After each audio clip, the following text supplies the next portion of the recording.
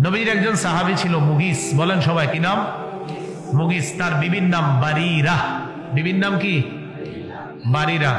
আবু দাউদের বর্ণনা আসছে 2231 নাম্বার বর্ণনা। এই মুগিস তিনি রাসূল সাল্লাল্লাহু আলাইহি সাল্লামের কাছে আসলেন। আসার পর বললেন, ইয়া রাসূলুল্লাহ ইশফালি ইলাইহা। ইয়া রাসূলুল্লাহ, আমি গোলাম বলে আমার বিবি আমাকে বিভিন্ন ভাবে খোঁটা দেয়, ছোট হিসাবে আমাকে দেখে। নবীজির একজন সাহাবী মুগিস আল্লাহর রাসূলকে বললেন, ইয়া রাসূলুল্লাহ, গোলাম হওয়ার কারণে আমার স্ত্রী আমাকে একটু অন্য চোখে দেখে। আপনি যদি আমার ব্যাপারে একটু আমার বিবির কাছে সুপারিশ করতেন। এই যুগে আসেনি এমন স্বামী, হ্যাঁ, যারা বিবির ব্যাপারেই আয়েশা অভিযোগ করে। তো নবীজির যুগে দেখেন এক স্বামী গিয়ে বিবির ব্যাপারে নবীজির কাছে বলতেছে। নবীজি বারিরা রাদিয়াল্লাহু তাআলা আনহাকে ডেকে বললেন, বারিরা ইত্তাকিল্লাহ ফাইন্নাহু যাওজুকি ওয়া আবু ওয়ালাদিক।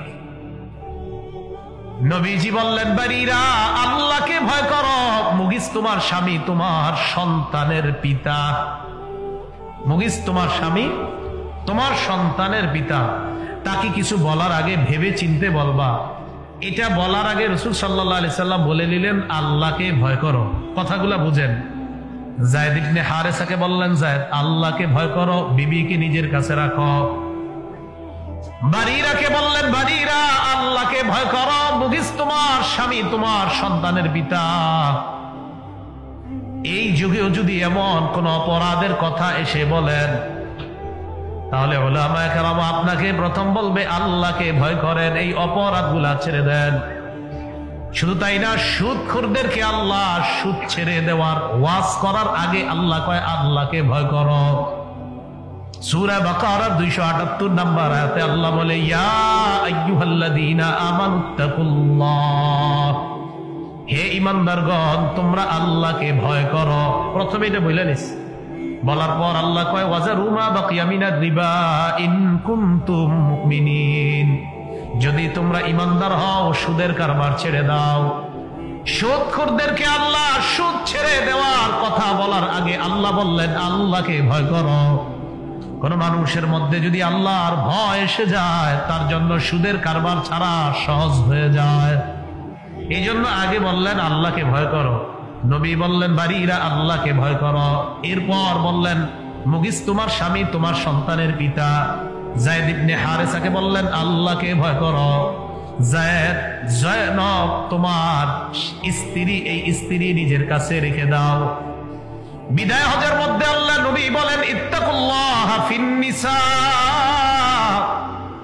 ফাইন্নাকুম আখাযতুমুহুন্না, হে পুরুষরা তোমরা নারীদের ব্যাপারে আল্লাহকে ভয় করো, বিবিদের ব্যাপারে আল্লাহকে ভয় করো।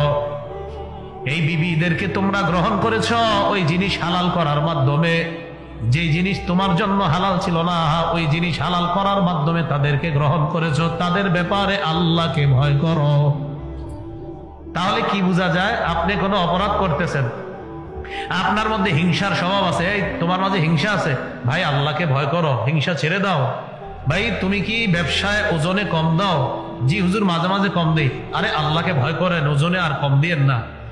এই আল্লাহকে ভয় করেন কথাটা মানুষের মাঝে একটা আসর করে, একটা অ্যাটাক করে। আল্লাহকে ভয় করো, না না ওজনে কম দিও না। ভাই আল্লাহকে ভয় করো, ওজনে কম দিও না। তা আগে আল্লাহকে ভয় করো করার পর কথাটা বলা। তাহলে কোরআনেও আল্লাহ বলতেছে আল্লাহকে ভয় করো, পরে আল্লাহ বিভিন্ন ওয়াজ করছে।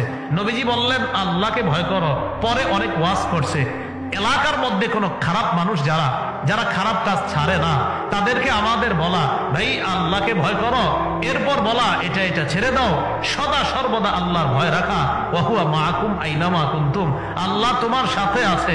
যখন আপনি কোনো গুনাহ করতেছেন, একটা নারীর দিকে তাকানো হারাম, তখন আপনি তাকে বলেন ভাই তুমি আল্লাহকে ভয় করো, নারীর দিকে তাকাইতে আল্লাহ তোমাকে নিষেধ করেছেন, এটা হারাম, তখন তার মাঝে এটা খুব কাজ করবে। তাহলে আল্লাহকে ভয়, যখন কোনো মানুষের মাঝে আল্লাহর ভয় তৈরি হয়ে যাবে, গুনাহ ছেড়ে দেওয়া তার জন্য সহজ হয়ে যাবে।